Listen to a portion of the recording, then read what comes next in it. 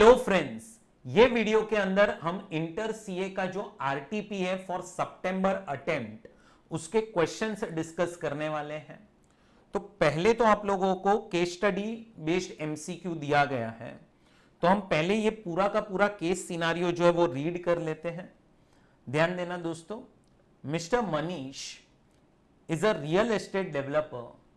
His main business is construction, development and sale of residential properties. He developed a project named Ashiana Heaven, which has both residential and commercial units. He obtained a certificate of completion for the said project on 1st Feb 2023. He sold majority of the units. However, 15 residential units and 10 commercial units were not sold and held as stock in trade. To earn some income from such units, he let out 10 residential and 5 commercial units from 1st May 2024 at 15,000 and 20,000 per month each respectively. Expected rent of each residential unit is 14,000 per month and 22,000 per month for each commercial unit. All the units are identical. Mr. Manish is also engaged with a firm, Zoko and Associates, as a sleeping partner. This firm has 3 partners. His capital in the firm is 10 lakhs. Each partner received interest at the rate of 15% on capital from the firm and the remuneration of 30,000 per month. Interest and remuneration are authorized by partnership deed and the book profit of the firm for a year 24-25 is 9,50,000. He has taken 4 life insurance policies. The details of such policies are here under. 4 policy आपको detail दी गई है, 4 policy की A B C and D. Issue, date of issue क्या है, premium कितना है, कब प्रीमियम पे होना है चाहिए, मेच्योरिटी डेट, कंसिडरेशन जो है वो कितना आएगा including bonus and sum assured. Based on the facts of the case scenario given above, choose most appropriate answer to following multiple choice questions. चलो दोस्तों, अब ये आपका क्वेश्चन है. अब ये जो क्वेश्चन है इसके अंदर पहले तो एमसीक्यू देखो क्या पूछा हुआ है. How much amount would be taxable in respect of income earned by Mr. Manish for let out of residential and commercial units and under which head is taxable. अब तुम समझो मनीष जो है उसका जो बिजनेस है ना, बिजनेस वो कंस्ट्रक्शन का बिजनेस है, रेंटिंग ऑफ इमूवेबल प्रॉपर्टी का बिजनेस नहीं है दोस्तों. बिजनेस कौन सा है? कंस्ट्रक्शन का बिजनेस है, रेंटिंग ऑफ इमूवेबल प्रॉपर्टी का बिजनेस नहीं है. तो मनीष ने ये जो 10 फ्लैट्स रेसिडेंशियल और 5 कमर्शियल फ्लैट्स भाड़े पे दिए, ये दोनों पे उनको टैक्स कौन से हेड में लगेगा? Under the head house property. अब फ्लैट देखो 1 मई से भाड़े पे गए हैं और भाड़ा आ रहा है 15,000 for residential and 20,000 for commercial. But आप हाउस प्रॉपर्टी चैप्टर याद करो दोस्तों, उधर हम क्या करते थे, तो इधर आपका जो एक्चुअल रेंट है we used to compare with an expected rent. अपन एक्सपेक्टेड रेंट के साथ कंपेयर करते थे और विचएवर इज हायर वो आपका जीएवी बनेगा. तो अब रेसिडेंशियल हाउस जो है, रेसिडेंशियल प्रॉपर्टी 15,000 और 14,000 विचएवर इज हायर, तो 15,000 per month is can I से your GAV, that is gross annual value. And इसको आप मल्टीप्लाई करो 10 यूनिट से, 10 यूनिट है ना रेसिडेंशियल इसके लिए, और इसको आप मल्टीप्लाई करो 11 मंथ से क्योंकि ये पर मंथ रेंट है. तो 15,000 इंटू 10 इंटू 11 आप करोगे तो आपको आंसर आएगा 16,50,000. और ये 16,50,000 में से भूलना नहीं 30% स्टैंडर्ड डिडक्शन माइनस करो तो आपको जो आंसर आएगा दैट इज 11,55,000. ये 11,55,000 तो आपकी इनकम हो गई. कहां से इनकम हो गई है? रेसिडेंशियल प्रॉपर्टी से, जो आपको हाउस प्रॉपर्टी में टैक्स होना चाहिए. और जो आपका कमर्शियल प्रॉपर्टी है उसमें देखो 20,000 is your actual rent but expected rent is 22,000. So you will select 22,000 as your gross annual value per month. 5 commercial properties थी और मल्टीप्लाई बाय 11 करो. So 22,000 into 5 22,000 इंटू 5 इंटू 11, तो ये देखो 12,10,000 आएगा, और इसमें से माइनस करो 30%, -30%, 8,47,000 आएगा दोस्तों, 8,47,000। तो ये भी हाउस प्रॉपर्टी में टैक्सेबल होगा और ये भी हाउस प्रॉपर्टी में टैक्सेबल होगा। तो अब जरा देखो क्या आंसर आ रहा है। तो आपको how much amount would be taxable in respect of income earned by mister Manish for let out of the residential and commercial units and under which head. तो पहला ऑप्शन है 11,55,000 from residential unit and 8,47,000 from commercial units, both are taxable under house property। और अपना तो ये answer पहले ही आ चुका है दोस्तों, तो इसीलिए इसका करेक्ट आंसर जो है वो ए है। देखो ये सजेस्टेड आंसर्स जो दिए गए हैं उसमें ए आपका करेक्ट आंसर है। चलो नेक्स्ट क्या आ रहा है, next MCQ, what would be your answer to MCQ number 1 if Mr. Manish is not a real estate developer but has a business of letting out the properties। अब वो अगर developer नहीं है बट उसका बिजनेस क्या है, properties let out करना business है, लेट आउट करना ही उसका बिजनेस है, तो क्या होगा। अब आप थोड़ा सा याद करो, एक छोटा सा यहाँ पे अमेंडमेंट हुआ है, छोटा सा यहाँ पे क्या हुआ है, अमेंडमेंट हुआ है कि अगर आप रेसिडेंशियल हाउस प्रॉपर्टीज भाड़े पे देने का बिजनेस भी करोगे, रेसिडेंशियल हाउस प्रॉपर्टीज भाड़े पे देने का अगर आप बिजनेस भी करोगे, तो इस पे आपको टैक्स जो है, वो हाउस प्रॉपर्टी हेड में ही लगेगा।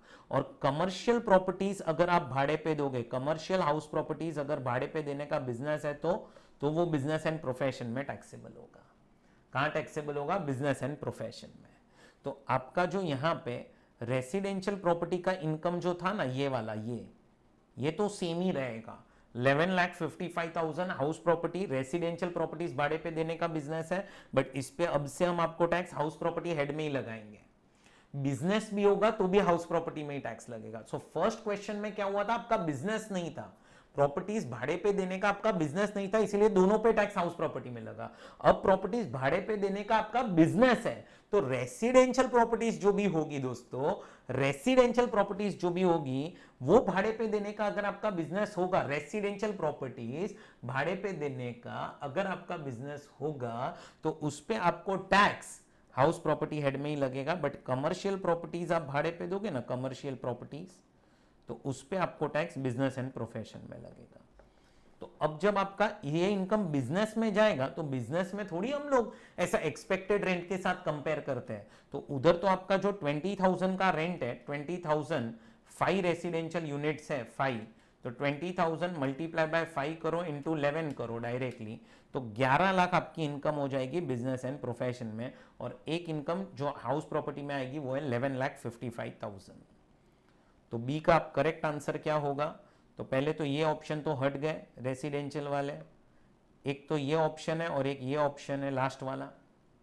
अब इसमें ये लोग ने बोला है कि रेसिडेंशियल पे अभी हाउस प्रॉपर्टी और कमर्शियल पे भी हाउस प्रॉपर्टी, तो यह गलत हो गया। ये रेसिडेंशियल पे हाउस प्रॉपर्टी एंड 11 लाख के ऊपर कमर्शियल प्रॉपर्टीज पे आपको टैक्स लगेगा under the head business and profession. So ये करेक्ट आंसर है। तो आप सोल्यूशन देखोगे तो इसका आंसर है डी, इसका आंसर है डी। चलो उसके बाद नेक्स्ट क्वेश्चन क्या आ रहा है, what would be the tax treatment of a vacant residential and commercial units held as a stock in trade during the year 24-25। अब देखो आपने एक हाउस प्रॉपर्टी में पॉइंट पढ़ा होगा कि जैसे ही बिल्डिंग का कंप्लीशन सर्टिफिकेट आ जाता है, वो साल के एंड में जाके वहां से 2 इयर्स तक आपको सारे फ्लैट्स बेच देने हैं। अगर आपने नहीं बेचे तो फिर डीएलओपी का कॉन्सेप्ट आ जाता है। तो जो लोग किस में एंगेज है, कंस्ट्रक्शन बिजनेस में एंगेज है, उनके केस में ये प्रोविजन एप्लीकेबल है। आपको मैं अगर थोड़ा सा नोट से भी याद दिला दूं तो ये अपना नोट्स है, इसमें मैं आता हूं हाउस प्रॉपर्टी चैप्टर पे। हाउस प्रॉपर्टी चैप्टर में ये देखो अपन ने अदर पॉइंट्स में पढ़ा था कि up to 2 years from the end of the year in which CC is obtained, तब तक हम आपको कोई टैक्स नहीं लगाएंगे अंडर हाउस प्रॉपर्टी। बट उसके बाद से हम अगर आपके फ्लैट नहीं बिके तो डीएलओपी मान के हम आपको टैक्स लगाना स्टार्ट कर देंगे।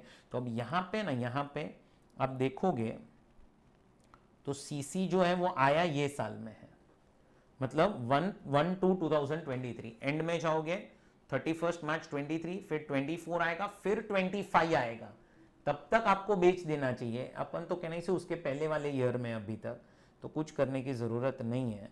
तो इसीलिए इसका करेक्ट आंसर क्या आएगा?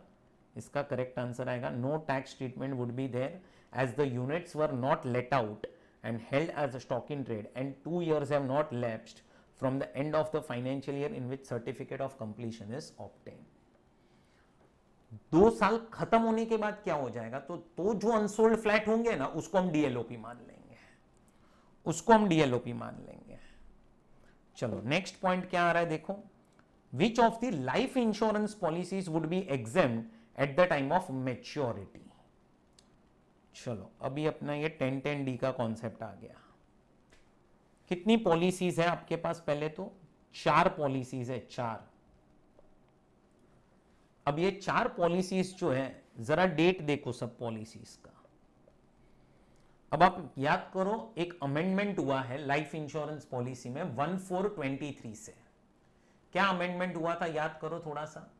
तो पहले ऐसा था कि आपका अगर प्रीमियम 10%, 15% एंड 20% से एक्सीड हो जाएगा, 10, 15 एंड 20, तो जो भी आपको पैसा आएगा at the time of maturity is taxable.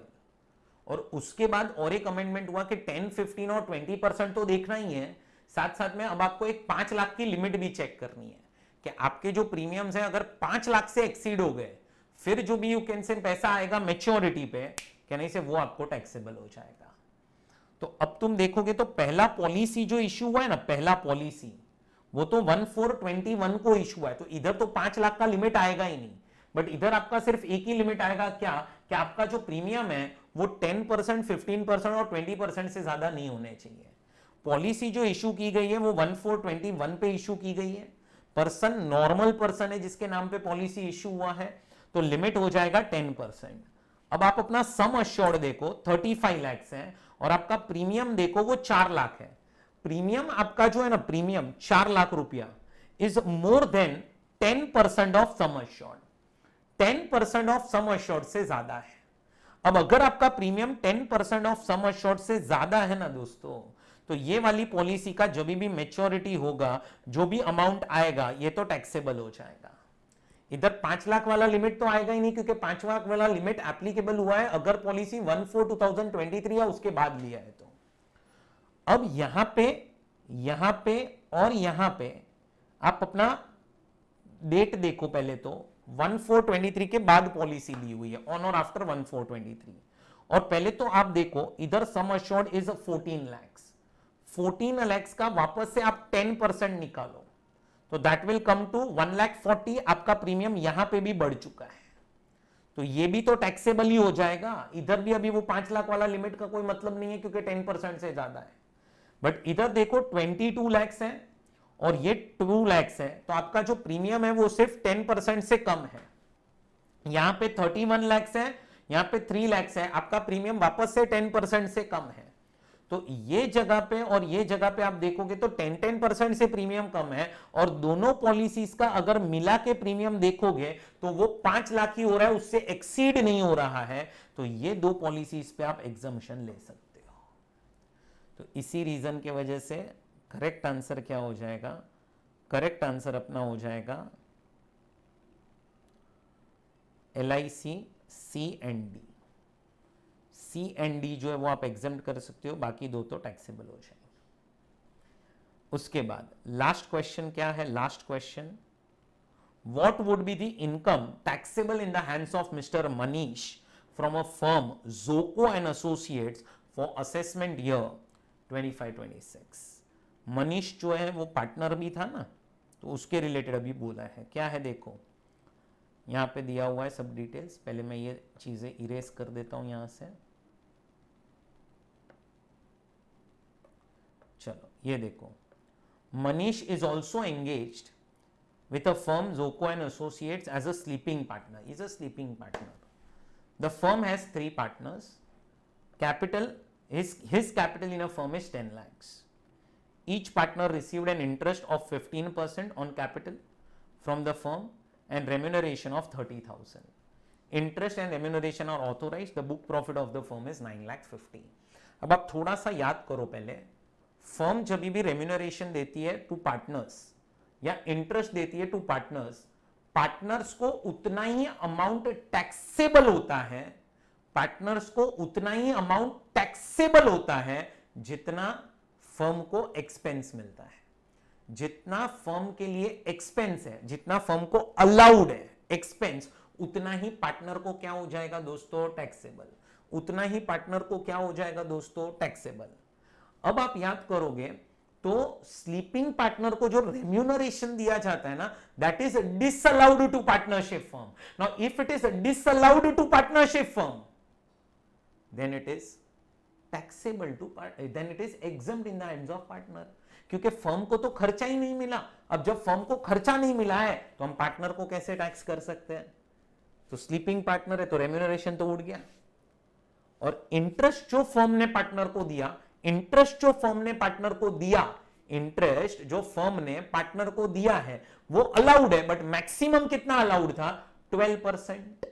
अब मैक्सिमम अगर 12% ही अलाउड है फर्म को और फर्म ने दिया है 15%, तो फर्म के ही हाथ में क्या नहीं से 1,50,000 जो दिया है, 10 लाख का 15%, उसमें से 30,000 फर्म के हाथ में डिसअलाउ हो जाएगा। और फर्म के हाथ में अगर 30 डिसअलाउ हुआ मतलब फर्म को माइनस करने कितना मिला, 1,50,000, तो पार्टनर को टैक्सेबल भी कितना होगा, 1,20,000 फर्म को अलाउ हुआ, सॉरी, तो पार्टनर को भी टैक्सेबल कितना होगा, 1,20,000। जितना फर्म के लिए एक्सपेंस है उतना ही पार्टनर के लिए टैक्सेबल है। सो इसी रीजन के वजह से इसका कितना टैक्सेबिलिटी आएगा, मनीष को 1,20,000 पे टैक्स लगेगा। सोल्यूशन देखो 1,20,000, सिर्फ इंटरेस्ट पे ही टैक्स आया, रेम्यूनरेशन पे नहीं। और इंटरेस्ट जो मनीष को मिली है वो 1,50,000 मिली है, बट अलाउ कितनी हुई थी, फर्म को अलाउ कितनी हुई थी इंटरेस्ट, तो अलाउ जो हुई थी वो तो 1,20,000 अलाउ हुई थी, इसीलिए 1,20,000 पे ही टैक्स लगेगा। सो ये आपका मस्त एक केस स्टडी है जो आप लोगों को आरटीपी के अंदर दिया गया है। अब दोस्तों आप लोगों को नीचे यहां पे डिस्क्रिप्टिव क्वेश्चंस दिए हुए, डिस्क्रिप्टिव क्वेश्चंस। अब ये वाला क्वेश्चन आप देखोगे तो ये क्वेश्चन है on residential status and scope of income. ऐसे क्वेश्चंस अपन ने क्लास में भी डिस्कस किए हुए हैं। सो ये रेसिडेंशियल स्टेटस के ऊपर क्वेश्चन है। ये वाला क्वेश्चन कैपिटल गेन्स के ऊपर है, जहां पे आपको पता है एक अमेंडमेंट भी हुआ है कि इंडेक्सेशन बेनिफिट नहीं मिलता है। इंडेक्सेशन बेनिफिट नहीं मिलता है 23 जुलाई 2024 या उसके बाद से, तो वो एरिया को भी यहाँ पे आपको टारगेट किया गया है। फिर आपको ये वाले क्वेश्चन के अंदर थोड़ा बहुत सैलरी इनकम और मिक्स है ये क्वेश्चन, सैलरी इनकम पूछा है, टोटल इनकम का क्वेश्चन है, कुछ क्लबिंग का भी पॉइंट है, डिडक्शन का भी पॉइंट है। फिर ये क्वेश्चन टीडीएस के ऊपर है, टीडीएस के ऊपर आप लोगों को क्वेश्चन दिखेगा। ये और एक फुल फ्लेज क्वेश्चन आ रहा है आपके सामने। तो ये क्वेश्चन के तो सर डिटेल में सोल्यूशन सारे दिए हुए हैं। इनकेस अगर आप लोगों को कुछ भी इसमें भी डाउट हो तो मैसेज कर देना, आपके पास सबके पास नंबर तो है ही, तो आप डाउट्स मैसेज कर देना, कोई प्रॉब्लम नहीं है फ्रेंड्स। बट ये सारे क्वेश्चंस के तो डिटेल में आंसर्स आपको दिए गए हैं, ठीक है। सो ये वीडियो को मैं यहाँ पे एंड करता हूँ। Thank you friends, all the best for your exam.